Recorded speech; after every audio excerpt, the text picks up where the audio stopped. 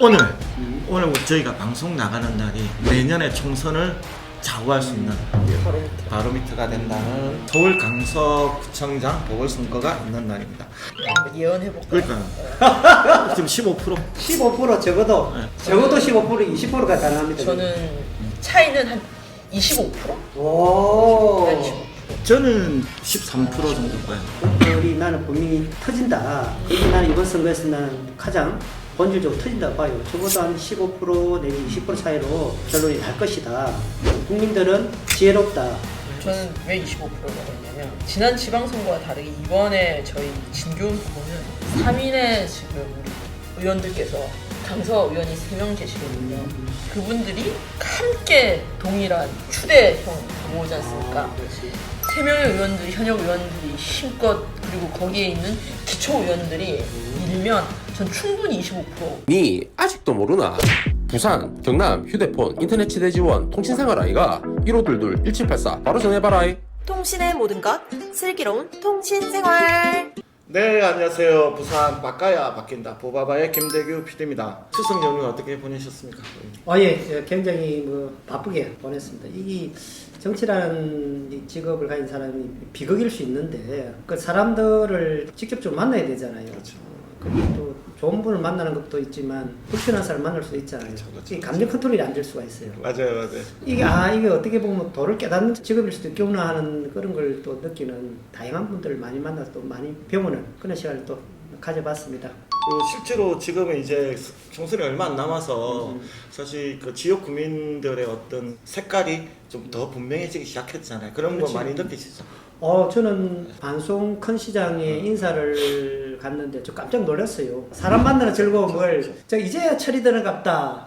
국회의원 미끄러지고 왔어? 이제야 사람 만나는 재미가 있다. 그걸 하나 또 이번 추석 기간 중에 배웠습니다. 그렇죠. 자, 어디부터 힘든 우리 수영구 이번에 추석 어땠습니까?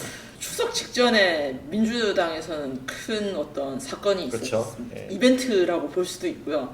저희 이재명 대표께서 구속영장이 기각되시는 사건이 있었죠. 그 사건으로 인해서 사실은 움츠려져 있던 지지자들께서 윤 의원님이 말씀하신 것처럼 길거리에서도 응원을 해주시는 거예요. 그렇지. 부산이라는 지역에서 민주당이 아무리 좋아졌다고 하더라도 열세이잖아요. 그런데 그 사건을 계기로 지지자들께서 어깨를 펴시고 지지하시고 환호해 주시는 게 참 감사드렸고 더 잘해야 되겠다. 뭐 각종 여론조사들이 좀 쭉 나오고 있는데 물론 뭐 왔다 갔다 하는 것들이 많은데 열세 같지는 않던데 뭐 열세라고 느끼세요?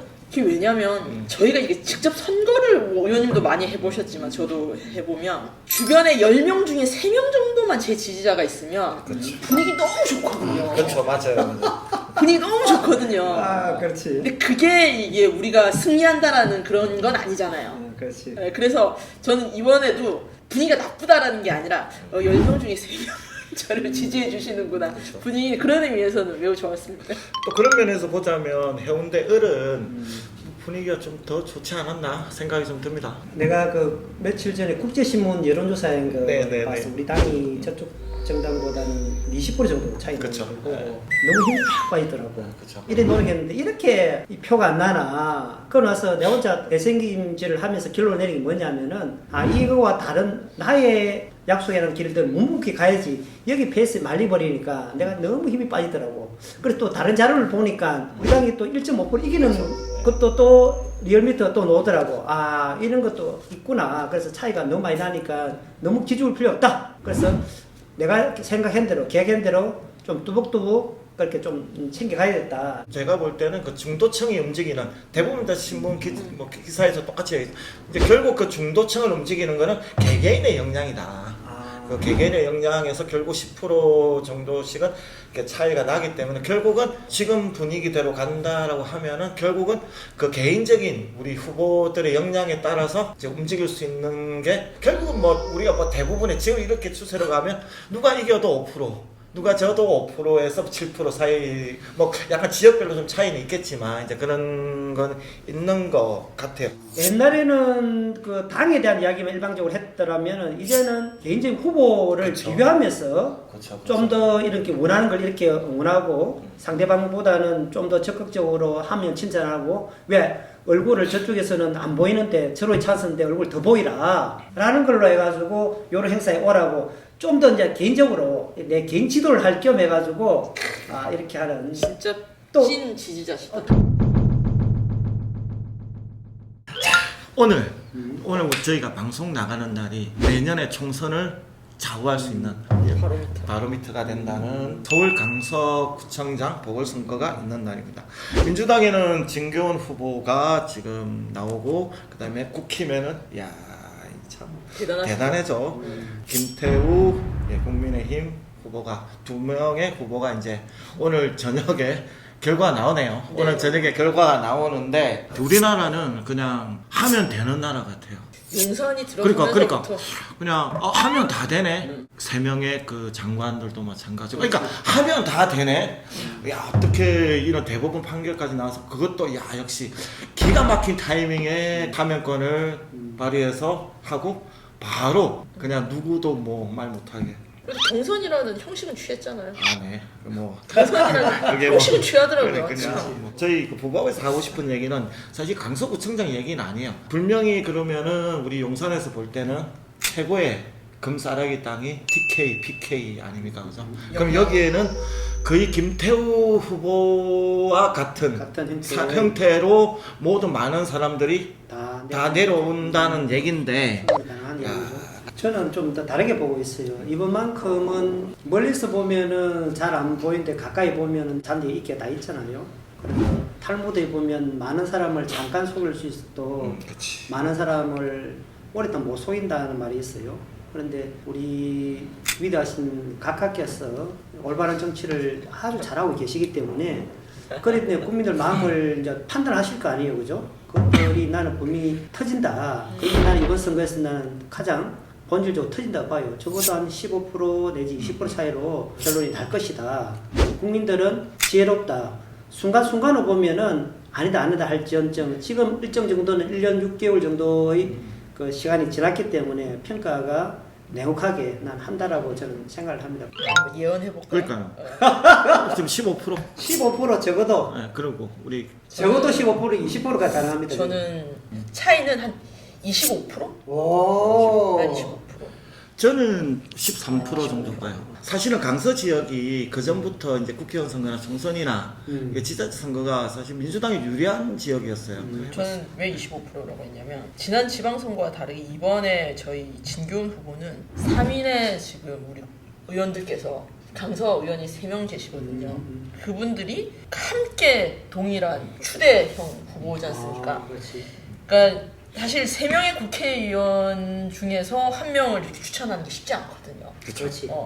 자신의 편을 넣으려고 그렇지. 하는데 그렇다고 본다면 3명의 의원들이 현역 의원들이 힘껏 그리고 거기에 있는 기초 의원들이 밀면 전 충분히 25%. 이게 김태호 후보가 이게 좀 애매한 게 지금 가벌병이 이제 3개 지역구가 있잖아요. 이제 그 서울 강서에 있는데 이게 좀 애매한 게 돼도 문제 안 돼도 문제예요. 이 정도 신임을 받으면 예를 들어 강서구청장이 안 됐어. 그럼 내년 총선에 또 오겠네. 뭐 결국 나오면 그럼 그 가벌병 중에 어디 하나는 그냥 치고 들어간다는 얘기잖아요. 우리와 다른 그렇죠. 약간 그 민주당은 이게 결집이 되는데 오히려 여기는 당선시켜야 자기는 유리한 거고 떨어지더라도 이거는 우리한테 올 수 있다는 생각 때문에 그렇죠. 약간 도와주지 그런 못하고. 단순하게 이 강서구청만의 일은 아니다. 결국은 여기 부산 지역의 불명이 그 용산이 이 정도의 어떤 걸 만들어서 할 정도면 성질할 수 있는 TK와 PK는 내년 총선은 훨씬 더 심하게 다가올 거다라는 생각이 드는데 그 중에서도 제일 강력하게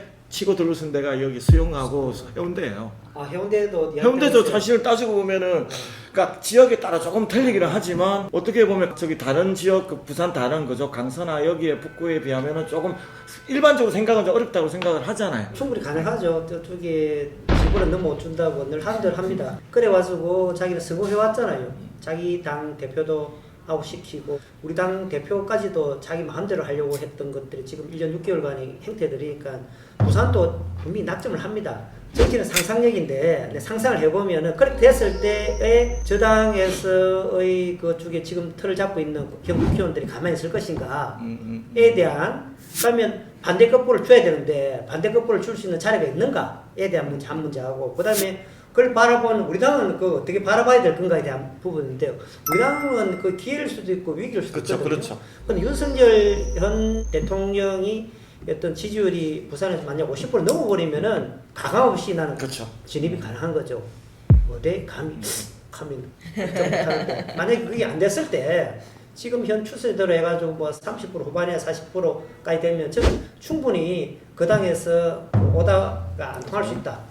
사실 거기에 좀 제일 선에 있는 게 수용구예요. 지금 이미 뭐 다들 나와 그런가요? 있어가지고 이제 언론에서 이야기하기 시작하더라고 보니까 이미 뭐 다 뭐 부모 씨를 이야기해가지고 뭐 주모씨가 아니고 뭐그 주진우 주진우 검사. 검사 그대로 이야기 다 합니까? 그 실명 언론에 네, 다 이미 몇 차 그 수차례 됐고 보도되고 그다음에 심지어는 지금 비서관이죠. 그 용산이 법률 기사를 하면서 아주 전력도 화려해요. 근데 지금 방금 말씀하신 것처럼 결국은 바로미터가 누구냐면 용산의 바로미터가 그대로 지금 이제 꽂히는 사람들이 그게 될 텐데 저는 어떻게 보면 가끔 그런 생각을 해요. 문 대통령이 하는 거에 따라서 오히려 수용구가 민주당이 더 편할 수도 있겠다. 그러니까 삼자부도가 그러니까 그런 속이 논다는 거죠. 내 말은 이 주진우 검사가 네. 화려한 경력이 좀 있어요. 우리 박근혜 그렇죠. 대통령 때 어떤 우리 경력이죠? 박근혜 대통령 때 정무비서관실에 행정관으로 있었어요.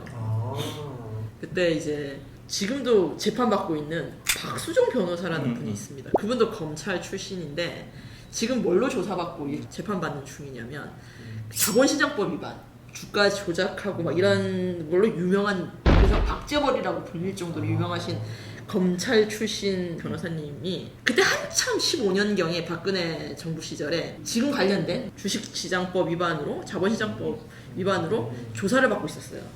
근데 이분이 BH 행정관한테 주진우 검사에게 기간이 한 1년 정도 되고요. 거기에서 전화를 몇 통을 하냐면 70번 넘게 하죠. 전화를 하는데 특히 조사받기 전에 더 많이 전화를 해요.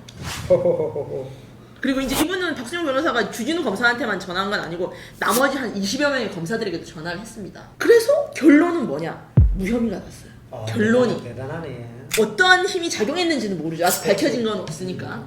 근데 그 무혐의가 났는데 지금 다시 조사받으면서 재판 중이에요.